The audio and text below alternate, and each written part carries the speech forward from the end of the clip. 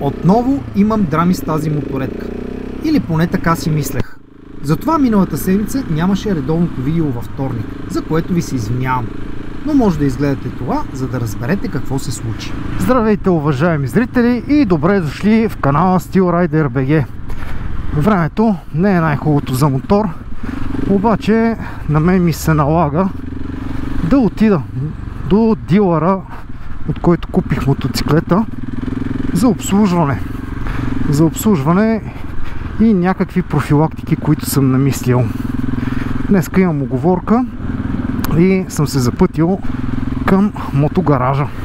Ако мога да ви дам един съвет, обслужвайте си моторите и си правете ремонтите през зимата. Декември, януари, февруари. Не чакайте да стане март или април и да ходите по топло време по разни сервизи, защото тогава те са доста заети. Всички хора се сещат тогава да си ремонтират моторите и ще ви запиша час за юни, юли. Така малко да ги изрежа, стига съм чакал и аз като бълъците. Затова и аз отивам сега, докато е лошо времето, да свършим работата. А каква точно работа ще свършим? Освен смяна на масло и такива работи, имам едно притеснение с тази моторетка. Откакто му отворихме двигателя, заради там едно счупено зъбно колелце на скоростната кутия, стана малко по-шумен самия двигател. И с течение на времето шума се увеличава. Сега не знам дали ще го чуете, ето да отворя. Едно такова хучене. Това е звука, който ме притеснява от двигателя.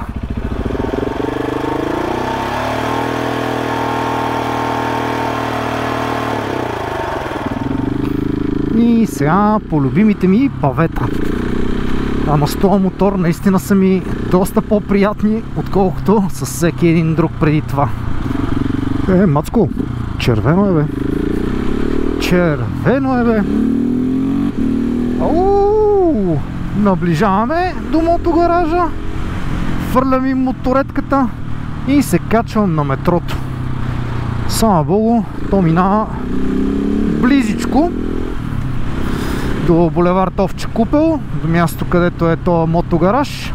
Представителите на Газ, Риехо. Спирката на метрото е там, на 3-я метро диаметър. Градският транспорт София става все по-удобен с времето и на мен ми върши чудесна работа. А това е мотогаража. Ако има нещо интересно, което ще се случва, ще ви го кажа. А сега оставям моторетката и отивам да предам ключа на механика. След няколко дена си взимам мотора. Хората ми обърнаха внимание, смениха ми маслото, провериха касетата на съединителя, защото при този модел се случвало да се саморазвие и разхлаби. При мен беше наред. Отвориха капака на двигателя и провериха хлабините на клапаните. Всичко беше в норма. Подкарах мотора, но досадния шум си остана. След още няколко посещения на сервиза и часове прекарани в най-различни догадки, решихме да сравним шума с двигателя на друг мотоциклет от абсолютно същия модел. Още едно супер мото. Ще направим тест. Единия, втория. Той е доста графики натрупал. Причината е този тест. Не знам дали сте забелязали, уважаеми зрители, обаче има някакъв странен, леко виещ звук от двигателя на моето супермото. Което не знам нормално ли е, не е ли, но искам да направим едно сравнение с друг мотор, не отварян.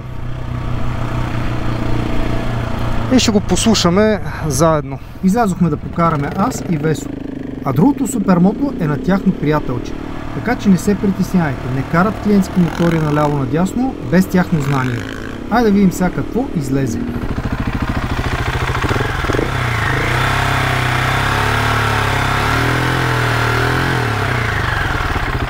Абе, то май ще излезе, че също е. Това е по-скоро все едно нещо, като на турбина на кола. Малко е такова... Е така, усещам да... Нещо между свистене и стържене все едно. На този ли? Да.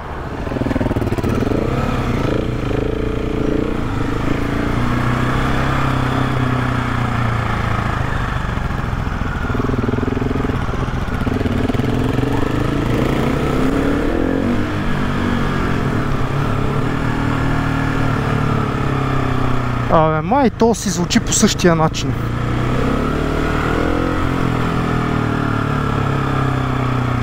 Ще излезе, че си въобразявам.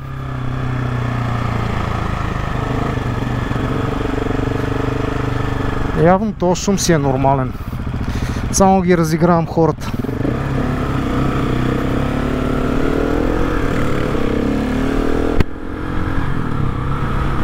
Не знам. Не знам. По-тихо е. Ама пък дали не е пък нещо от тавата? Та металната тава, дето съм си сложил, да усилва шума.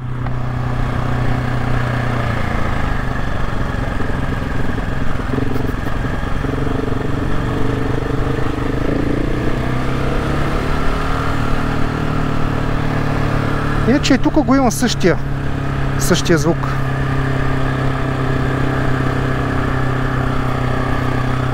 Просто е малко по-тих.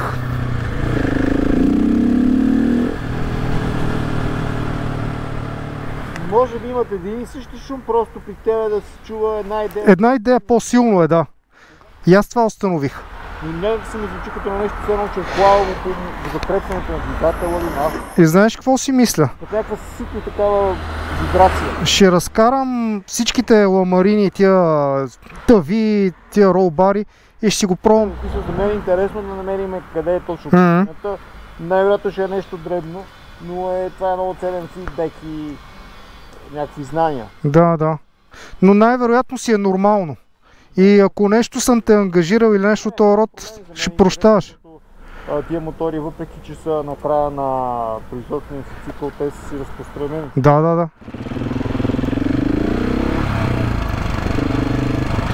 Значи установихме, че този мотор е малко по-шумен, но шумът е еднакъв и на двата двигателя. Това, което си мисля е да разкарам всичките ламарини, всичките железа, които съм му наслагал и да видим тогава как ще звучи.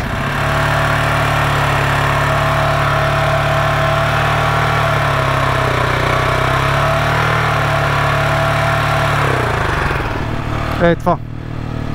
Има и някакви вибрации.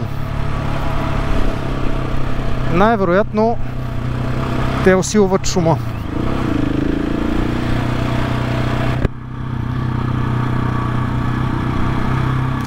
Е, това е обслужване.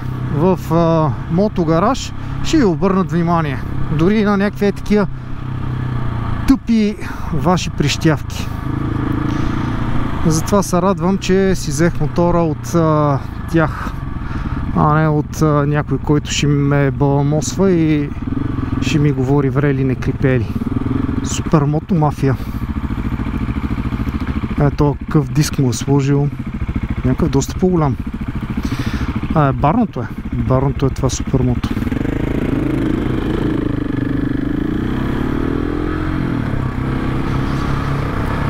С тия графики изглежда супер. Супер мото. Моето малко повече адвенчърско ще бъде.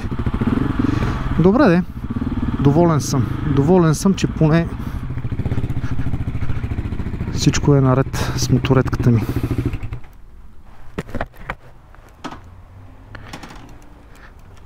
Чао!